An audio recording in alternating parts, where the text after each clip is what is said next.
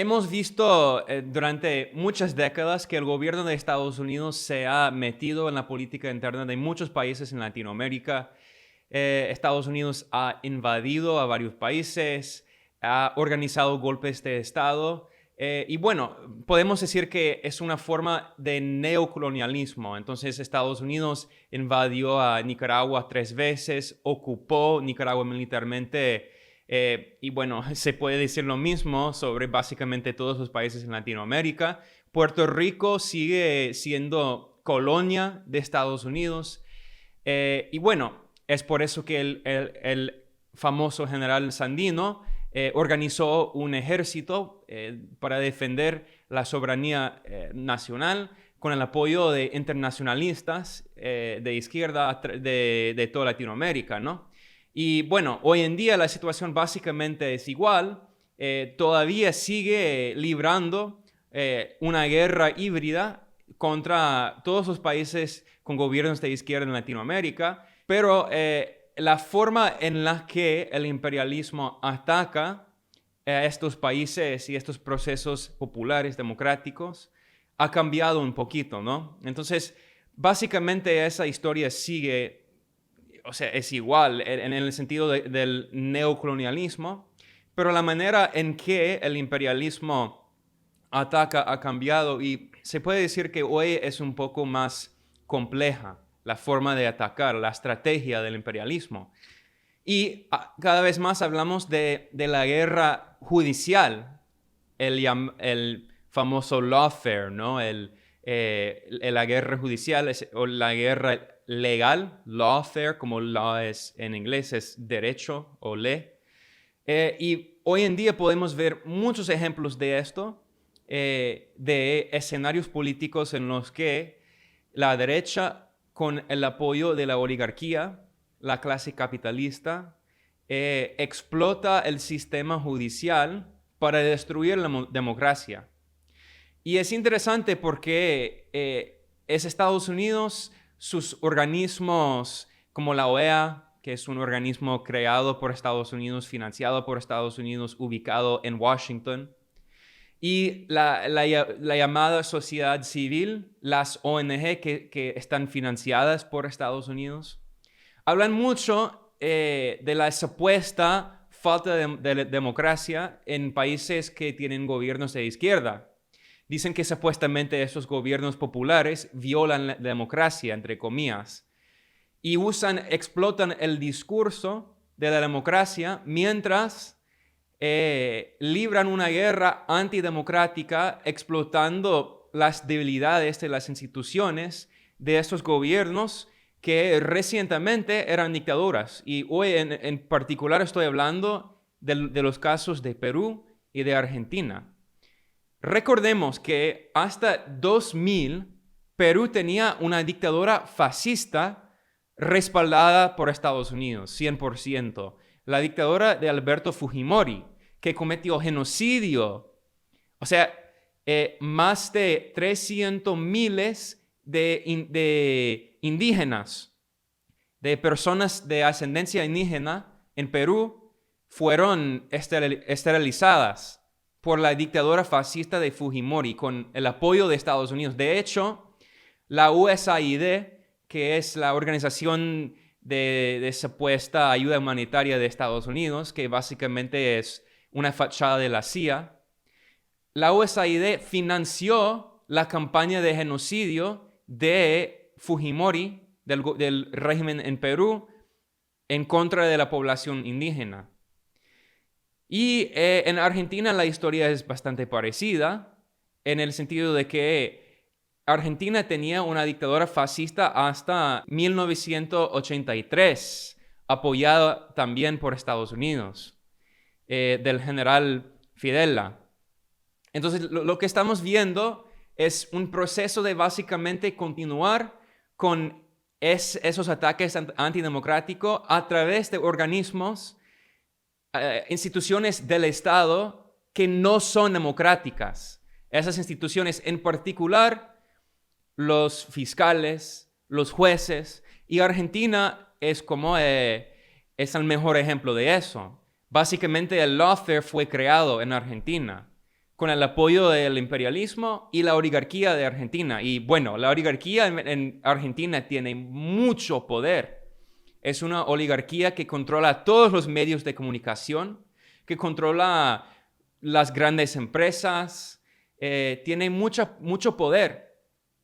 Y básicamente fue con el presidente de izquierda, Néstor Kirchner, que tenía políticas a favor del pueblo. O sea, no era socialista, no era revolucionario, pero era progresista con políticas antineoliberales. Y obviamente el imperialismo pretende imponer las políticas neoliberales a todos los países, no solo en Latinoamérica, sino en todo el mundo, para que las grandes empresas de Estados Unidos puedan explotar sus recursos naturales, sus obreros, sus ubicaciones geoestratégicas.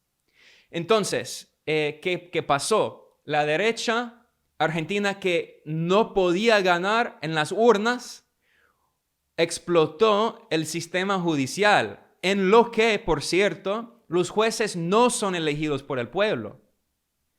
Y la derecha de la oligarquía de Argentina básicamente usó el derecho, las leyes como arma política contra los Kirchners, de izquierda, del movimiento progresista, del peronismo, ¿no? ¿Y qué pasó? Después del fallecimiento de Néstor Kirchner, Cristina Fernández de Kirchner, la esposa del expresidente Néstor, ella se convirtió en presidenta, y la derecha, entre 2004 y este año, la derecha usó el sistema judicial 654 veces con denuncias. O sea, 654 denuncias contra Cristina desde 2004. Entonces estamos hablando de varias denuncias, varias causas frívolas, sin base política, sin base legal, judicial, para atacarla a la presidenta, y después, cuando salió del poder, la guerra judicial continuó. Entonces estamos viendo una forma de guerra híbrida, librada por el imperialismo, obviamente con el apoyo de Estados Unidos y con la oligarquía. Y ahora, ¿qué pasó? Bueno, hay un gobierno actual en lo que Cristina es vicepresidenta, pero no tiene mucho poder, y estaba hablando de la posibilidad de volver a ser presidenta en la elección que viene en 2023. ¿Y qué pasó? La derecha básicamente sobornó a los jueces, a los fiscales, y escribieron una condena hace 3 años, en 2019, para que ella no pueda participar en las elecciones en el año que viene, y la condenó a 6 años en la cárcel, y ella está prohibida, no puede ser candidata en una elección, no puede tener un cargo público. Entonces, lo que estamos viendo básicamente es un intento de robar la elección para que la derecha pueda ganar, porque no puede ganar una elección libre. Mientras habla de la democracia, entre comillas, ataca a Venezuela, Nicaragua, Cuba, Bolivia, mientras ellos son los que violan la democracia popular, porque representan solo los intereses de la oligarquía económica, la clase capitalista. Es exactamente lo que pasó en Brasil con el encarcelamiento del compañero Lula da Silva. El expresidente ahora es presidente electo de nuevo. En 2018 fue encarcelado. ¿Y qué pasó? Después, la Corte Suprema de Brasil admitió que las cargas eran falsas. O sea, él no hizo nada. ¿Y quién lo encarceló? Un juez corrupto, socio de la CIA, aliado de la CIA, que se llama Sergio Moro. Y después de encarcelarlo a Lula, ¿qué pasó? Se convirtió en el ministro de Justicia del gobierno de extrema derecha de Jair Bolsonaro. O sea, fue su premio, fue apremiado. ¿Y qué pasó después? En 2019... Bolsonaro y Sergio Moro fueron a Estados Unidos y visitaron la sede de la CIA en Virginia, en Estados Unidos. De la propia CIA, que ha organizado muchos golpes de Estado, ataques antidemocráticos contra los gobiernos populares de Latinoamérica y bueno, de todo el mundo. Entonces, ahorita estamos viendo el mismo, es un poco diferente, pero básicamente la misma estrategia de la guerra judicial y la guerra híbrida contra el compañero Pedro Castillo, otro presidente de izquierda en Perú que fue elegido por el pueblo peruano. ¿Y qué pasó? Cuando él entró, o sea, él ganó la elección en las urnas y inmediatamente la derecha de la oligarquía, la derecha fujimorista que apoya a la dictadura fascista apoyada por Estados Unidos, usó el sistema judicial para atacarlo. Y atacarlo con el lawfare, ¿no? ¿Y qué pasó?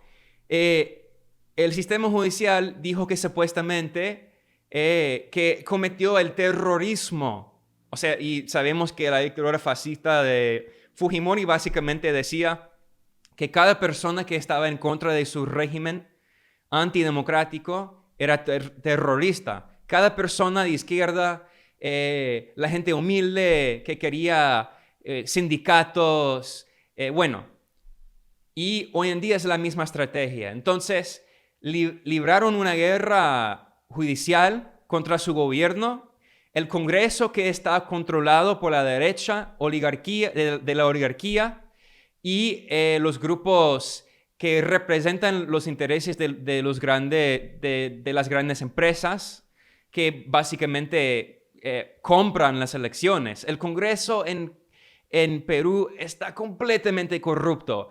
Había un escándalo, el famoso escándalo de los Mamani videos, que muestran, esos videos filtrados muestran que los congresistas de derecha, en particular los fujimoristas, como la hija del ex dictador Keiko Fujimori, que ella quería ser presidenta en 2021 y fue candidata en las elecciones, ella sobornó y sus colegas, su hermano, sobornaron a los congresistas para que, y bueno, con el apoyo del expresidente de derecha, Kaczynski, para que votaran a favor de ellos. Entonces, ellos son los corruptos, ellos son los antidemocráticos y el pueblo peruano conoce esa realidad muy bien. Según una encuesta en septiembre, el Congreso de Perú solo tenía una aprobación del 7%, pero dicen que son los democráticos, dicen que el presidente Castillo supuestamente es dictador porque él quería disolver el Congreso antidemocrático, el Congreso golpista que pretendía organizar un golpe de Estado contra él, que fue elegido por el pueblo, que no es corrupto como ellos. Entonces, básicamente bueno, tengo que decir que antes de terminar, que una cosa muy buena es que el pueblo peruano está en las calles. Hay protestas muy grandes y el pueblo está demandando, diciendo que el régimen golpista actual, que no fue elegido por el pueblo, que tenga elecciones y que cambie la constitución fujimorista, que fue escrita por la dictadura derechista, y es una constitución completamente neoliberal, antidemocrática, en la que el pueblo no tiene derechos económicos. Y si vamos a hablar de la democracia, ¿qué significa realmente la democracia? Significa que el pueblo tiene derechos no solo políticos, sino económicos, derechos a la salud, derechos a la educación, derechos a los servicios sociales, al apoyo del Estado. El Estado debe servir al pueblo y no solo a la oligarquía de la clase capitalista de las grandes empresas que pertenecen a los oligarcas, ¿no? Entonces, lo que estamos viendo ahora son protestas masivas en contra de este golpe de Estado. Y muchos gobiernos de izquierda han denunciado el golpe de Estado, Venezuela, Cuba, Bolivia, Honduras, México. Entonces, es interesante porque hemos visto muchos golpes de Estado en la historia de Latinoamérica, siempre con el apoyo de Estados Unidos, ¿no?